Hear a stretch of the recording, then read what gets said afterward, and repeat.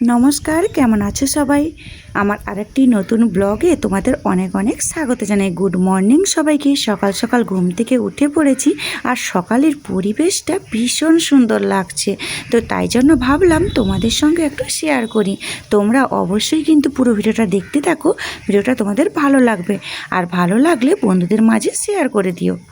যতই আমরা বাইরে থাকি না কেন, গ্রামের পরিবেশ ভীষণ সুন্দর লাগে। আর এখন তো গাছে কত আম হয়েছে দেখো। আর এই যে দেখতে পাচ্ছ, এটা হচ্ছে আমার রান্নাঘর।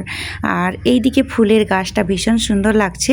আর ওই দিকে চারিদিকটা নারকেলের বাগান, আর এদিকটাতে আছে আমের বাগান, সফেদার বাগান। ভীষণ সুন্দর লাগছে। আমি এখন আছি আমাদের ছাদের উপরে, তো তাই জন্য ভাবলাম তোমাদেরকে একটু ছাদ থেকে পুরো ভিডিওটা দেখাই। তো চলো, এখন তো সকালে অনেক অনেক কথা বলে ফেললাম তোমাদেরকে। এখন তো সকালের ব্রেকফাস্ট বানাতে হবে। তো চলো, সকালের ব্রেকফাস্ট কি বানাই বাড়িতে একটু সবাইকে জিজ্ঞেস করে নিই, সবাই ব্রেকফাস্টে কি খাবে।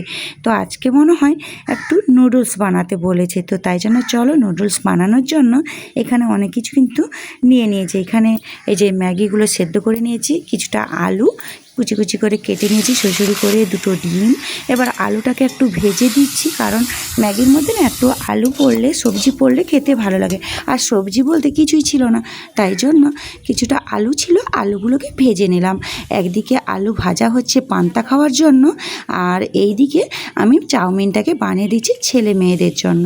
তো ওরা তো নুডলস খেতে ভালোবাসে, তো তাই জন্য ভাবলাম চলো ওদেরকে একটু সকালে নুডলস বানিয়ে দিই। আর আমাদের ওই তোমার পান্তা ভাত খাওয়া হয়ে যাবে। তো দুটো কাজ একসঙ্গেই হয়ে গেছে। আর দুটো কড়াই থাকলে, দুটো উনান দুই দিকে থাকলে রান্নাও খুব তাড়াতাড়ি হয়ে যায়। ব্যাস, সকালের ব্রেকফাস্ট রেডি। আর এদিকে আমি চলে এসেছি কিছুটা ছানা নিয়ে। এই ছানাগুলো না কালকে দুধগুলো বেঁচে গেছিলো, সেই দুধগুলো কেটে ছানা হয়ে গেছে। তো তাই জন্য ভাবলাম ছানাগুলো কি ফেলে দিব, না ফেলবো না, এইগুলো দিয়ে একটা জিনিস বানাবো। এগুলো দিয়ে বানাচ্ছি রসমালাই। তো তাই জন্য ছানাটাকে ভালোভাবে একটু ঠেসে নিয়েছি, ভালোভাবে তেল ছেড়ে দিয়েছে হাত থেকে। এবারে একটু ঘি হাতে নিয়ে এইভাবে ডিজাইন করে বানিয়ে নিচ্ছি। আর তোমরা চাইলেও গোল গোল করেও বানাতে পারো। এই রসমালাই খেতে কিন্তু খুব ভালো লাগে। তো চলো, রসমালাই তো এদিকে বসিয়ে দিলাম। এদিকে আমি রান্না করব বলে কতগুলো মাছ পুকুর থেকে ধরে কেটে কুটে ধুয়ে পরিষ্কার করে নিয়েছি। চলো এবার রান্নাটাও বসিয়ে দিই। অনেক কিছু রান্না হবে, গ্রামের বাড়িতে আছি। আর মাছ শাক সব কিছুই কিন্তু হাতের কাছে, রান্না না করলে হয়। আর আমার তো রান্না করতে খুবই ভালো লাগে। আর এ রান্না করতেও ভালো লাগে, খেতেও ভালো লাগে, আর সবাইকে খাওয়াতেও ভালো লাগে।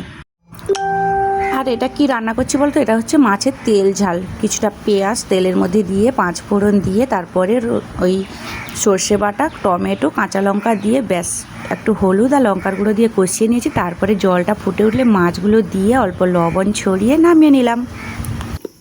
আরও কিন্তু অনেক কিছু রান্না করেছি। চলো, অনেকটা ভিডিও তো লং হয়ে যাবে, তাই জন্য ওই রান্নার ভিডিওটা তোমাদের সঙ্গে আর শেয়ার করলাম না। রান্না কী করেছি চলো তোমাদেরকে দেখাই।